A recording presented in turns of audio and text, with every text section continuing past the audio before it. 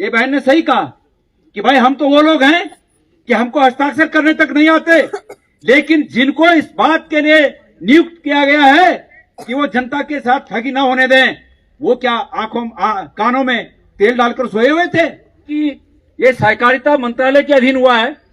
तो मैंने उनसे कहा कि भाई तुम श्रीनगर के रहने वाले हो बोलियो, और श्रीनगर का ही सहकारिता मंत्री है, तो क्या तुमने कभी उनके पास ये खबर नहीं पहुंचाई कि भाई ये हमको ठगा गया है, इस मंत्रालय के अधीन एक रजिस्ट्रेशन किसी समिति ने करके हमको ठग दिया। तो उन्होंने कहा कि हमने बात करने की कोशिश की, लेकिन हम सफल नहीं हो पाए बात करने में।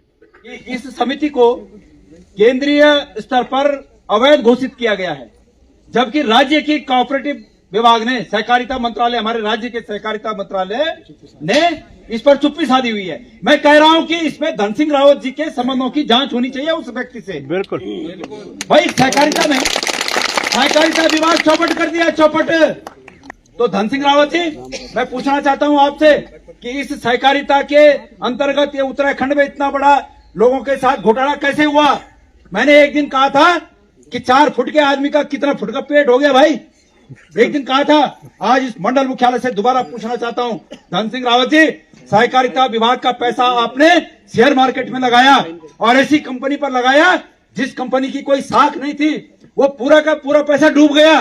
वो उस पैसे में निश्चित रूप में ये संदेह उत्पन्न होता है कि मंत्री का हाथ है, आपको उसमें कितना मिला, कितने फुट का पेट हो गया आपका।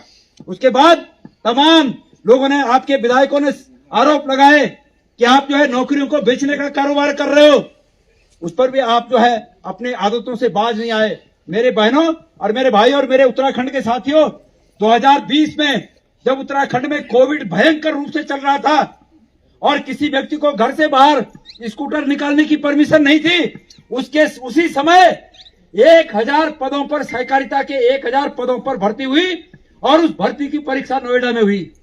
वो नोएडा में परीक्षा देने के लिए कैसे जाता उत्तराखंड का लड़का, जबकि स्कूटर निकालने की भी परमिशन नहीं थी? बताओ आप कौन थे वो लोग जो उस परीक्षा में भर्ती हुए? ये इस तरह के मामले हैं जिनका निस्तारण सीबीआई के आधार पर, सीबीआई के स्तर से हो सकता है, हमारे तुम्हारे बस की बात नहीं है। तो इसलिए मैंने कहा कि 4 फुट के व्यक्ति का कितना फुट का पेट है।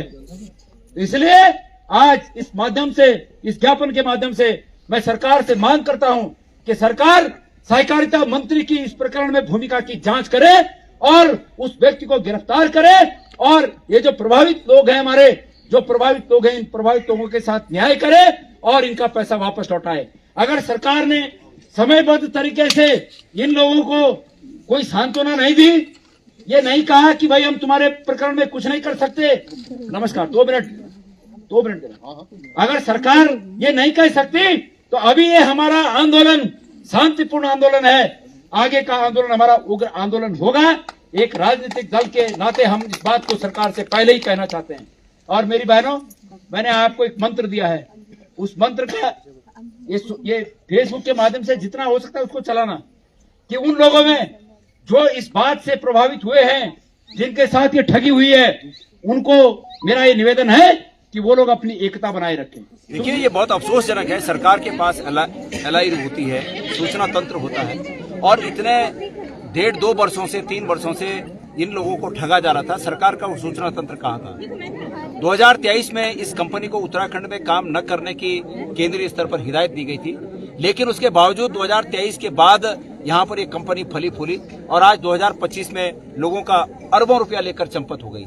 एक मोटा अनुमान है कि उत्तराखंड का 190 करोड़ रुपया वो कंपनी लेके गई है इन गरीब हमारी बहनों का, भाइयों का। लेकिन मैं आपको सच्चाई बताना चाहता हूँ, ये 190 करोड़ नहीं, ये मुझे लगता है कि 1000 करोड़ के ऊपर है, क्योंकि जिस जगह हम जा रहे हैं हर जगह लोग बोल रहे हैं मेरा भी 2.5 लाख है। ऐसी स्थिति हो गई है कि लोग खुल के अब बोल भी नहीं पा रहे हैं कि मैं लुट गया, क्योंकि लोगों को अब शर्म महसूस हो रही है। लेकिन एक राजनीतिक दल होने के नाते हमारा कर्तव्य बनता है कि हम सरकार को चेताएं। अगर सरकार के नॉलेज में ये पहले से नहीं था तो सरकार को अभी भी उस कंपनी के खातों को सीज करना चाहिए। उस कंपनी के खातों में जो पैसा पड़ा है उस पैसे से एक कोई ना कोई एक सिस्टम बनाकर इन बहनों को पैसा जो भी है जिनसे भी उन्होंने लिया है उनको वापस देना चाहिए, और दोषियों के खिलाफ कार्रवाई ऐसी करनी चाहिए कि उनको कैसे जमानत मिल जा रही है भाई, 2 दिन 4 दिन में जमानत मिल जा रही है, कैसे मिल जा रही है? तो सरकार की मिलीभगत है। सहकारिता मंत्री जी की भूमिका की भी इसमें जांच होनी चाहिए, क्योंकि ये सहकारिता मंत्रालय के अधीन हुआ है, इसलिए उनकी भूमिका की भी जांच होनी चाहिए। सहकारिता मंत्री जी के सहकारिता विभाग के सहकारिता बैंक के कोऑपरेटिव बैंक के करोड़ों अरबों रुपए शेयर मार्केट में लगाए गए उनके द्वारा, उनके निर्देश पर, वो पैसा डूब गया उत्तराखंड का, उसकी जांच होनी चाहिए।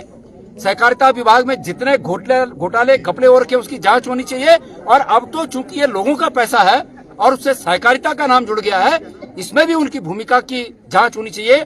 और मुझे तो निश्चित रूप में उनकी भूमिका संदिग्ध लगती है। कोई कंपनी फर्जी कंपनी यहाँ बनती है और लाखों करोड़ों रुपए यहाँ का लूट के ले जा देती है, कहीं ना कहीं सरकार में सवाल उठना लाजमी है। पहली बात तो ये है। दूसरी बात, जो यहाँ का जो मेन मालिक बताया जा रहा है वो यहाँ इंडिया से बाहर चला गया है, तो सरकार की कहीं ना कहीं आपको लगता है कि देख रेख में ये सारा काम हुआ है? भाई, मैं तो आप लोगों के माध्यम से इस प्रदेश की जनता को ये कहना चाहता हूँ कि सब लोगों ने मोदी जी के बातों पर विश्वास किया। इस कंपनी ने मोदी जी के और अमित शाह जी की फोटो अपने कार्यालय में लगाई और उसके बीच में अपना नाम लिखा कि ये तो केंद्र सरकार के द्वारा भी अधिकृत है और राज्य सरकार के द्वारा भी अधिकृत है।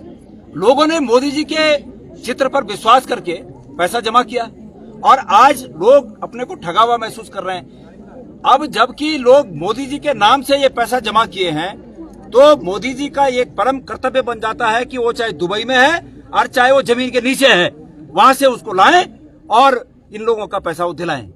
और दूसरी बात है कि जब लोग किसी राजनेता पर विश्वास करते हैं तो उस राजनेता को भी लोगों के विश्वास पर खरा उतरना होता है और खड़ा होना होता है। तो आज ये लोग उम्मीद करते हैं, हम सब लोग उम्मीद करते हैं कि हमारे ठगे गए भाइयों पर, बहनों पर ये जो अन्याय हो रहा है, ये जो अत्याचार हो रहा है, ये जो प्रताड़ना उन्हें मिल रही है, अपने घरों से मिल रही है, बाहर से मिल रही है, बड़े बोल रहे हैं ना, लोग बोल रहे हैं कि भाई बहुत बड़े बिजनेसमैन बन गए थे तुम, तो ये प्रताड़नाएं झेल रहे हैं। इसलिए मोदी जी इनकी इस प्रताड़ना से इनको निकालें और वो सामने आए। वो उत्तराखंड की सरकार को निर्देश दें, आप लोगों के माध्यम से मेरी ये बात वहां तक पहुंचे, वो उत्तराखंड की सरकार को निर्देश दें कि तत्काल इसका हल निकालें।